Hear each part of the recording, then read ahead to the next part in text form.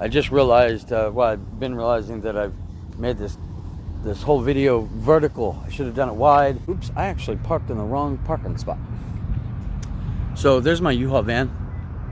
My bad, I thought it was right next to the tree. It's kind of been cleaned up a little bit around here, but there used to be like a lot of homeless people that would hang out in all of these areas. But I spent like a lot of years sitting in my car here in this parking lot.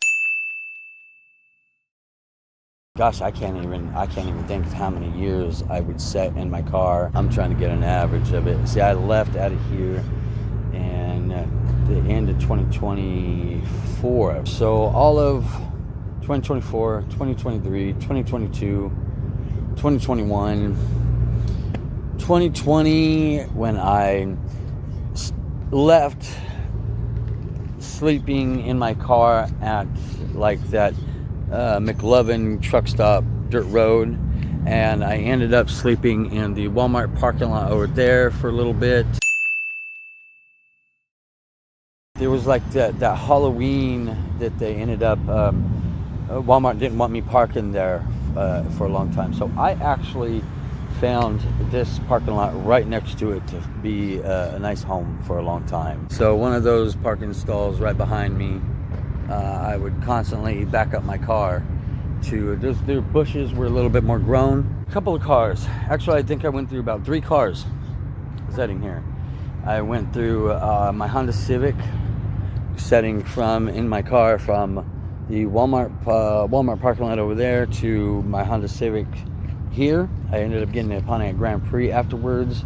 Slept in this parking lot all throughout having that Pontiac Grand Prix, and slept in this parking lot when I got my Grand Marquis dog car. That is the infamous dog car for the infamous dog game. This parking lot was where that car, I lost everything with that car. I lost my job at Applebee's. I used to back it up into one of these spots because the back tags, I loved the car, but the Cadillac converter needed to be changed and the tags were back due.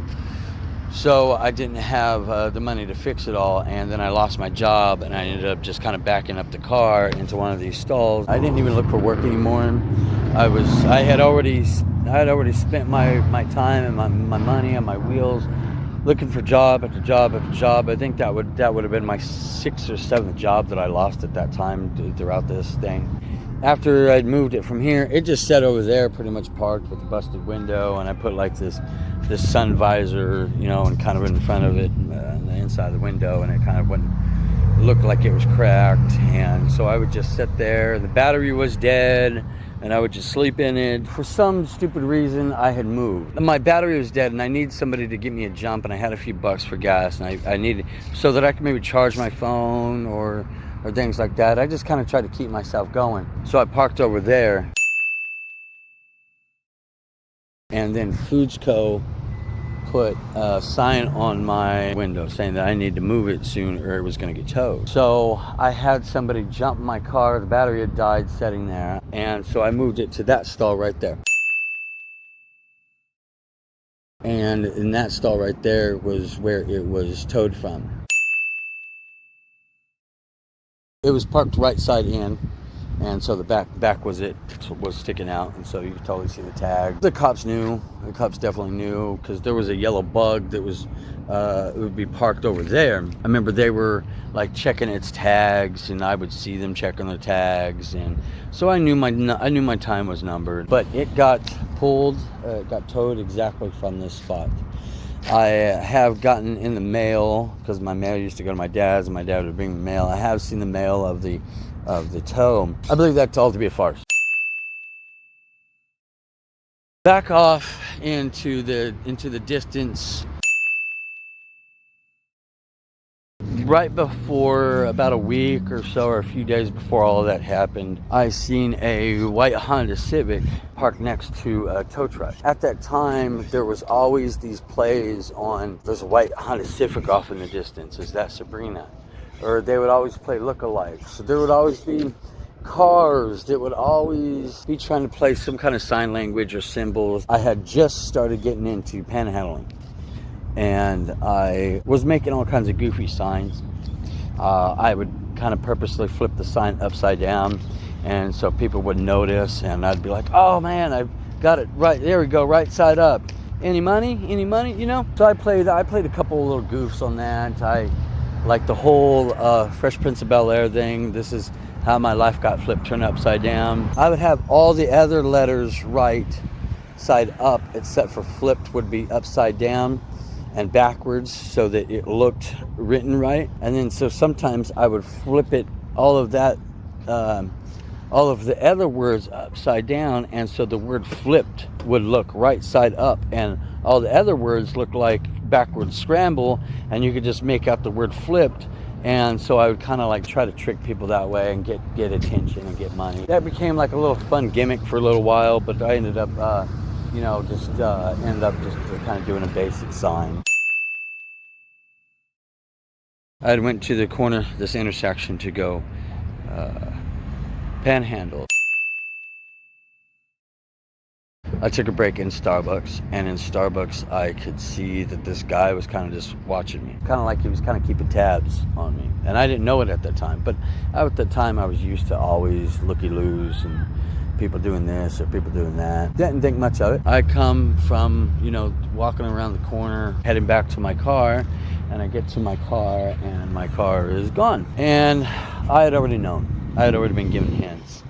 And I already knew not to call the cops. I already knew that I'm sure the excuses that it could be for my tags. That was, whether it was the truth about the tags or not, or whether they played it as a game or a gimmick, they used the busted Cadillac converter and the back tags as me going and getting the car, playing the dog trick on it, making me lose my job, knowing that I wouldn't be able to fix the car, knowing that it would get yanked because of the tag, so that they could hide all this mischief behind a legitimate excuse and have it towed. So I don't know where the car's at. I don't know if it got sold off or what happened, but I have the bill. I have the mailed bill on like a $250 tow bill. I'm always hoping that it was just a joke, and that, it's parked in somebody's backyard or garage or driveway somewhere under a tarp, and it's going to be returned to me. That was always the play. That was they set up to make sure that they could play that play, so that the whole dog routine would go, and then they could be like, I'm getting beat up by dogs and I'm getting attacked by dogs. Anyways, when that car got taken from that spot, I decided to just sleep in that spot. I didn't know where else to go. I freaked out that night. Of course I did.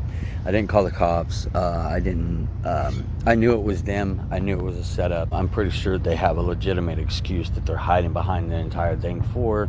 But of course it was play on play on play on play on play to ensure that would happen. At that point I didn't know what to do at all. So I just grabbed some cardboard out of one of these cardboard trash bin things and laid the cardboard down and slept there. Actually, the first night I freaked out. That entire night I didn't sleep, and I was shivering because it was cold, and I didn't sleep at all that night.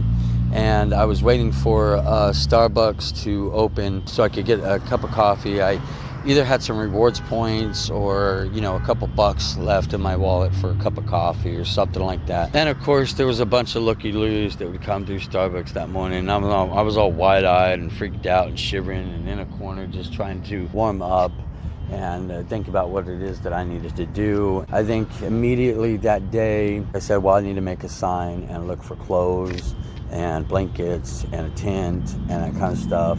And so I immediately did. I remember I teared up off in that direction. I started crying a little bit, but then I just wiped my tears off and I did what I needed to do. I guess I got a few things. I don't know exactly. I can't remember. But I do remember laying down just on some cardboard, just kind of in the open. I would just lay down on some cardboard, just kind of in the open. Then a guy came and brought me a blue blanket. So I looked up and I seen a guy in blue scrubs walk off, and that was That was it, and I was thankful. I don't know if I said thank you. I'm pretty sure I did. Still making my back hurt. I forgot my lidocaine patch. Sabrina or whoever you are, whoever's doing this, or Sarah or whatever. Ow! I forgot my lidocaine patch. Thanks. I want to make sure that so they can show people what they're. I ended up staying at that spot right there for, I don't know, a few weeks only, and I would increase my cardboard, and I made a little fort around the bushes there. That is where a guy came up to me and said, Crystal. I'm huddled in my little cardboard cove and not responding to people. He's all, Crystal, Crystal, Crystal.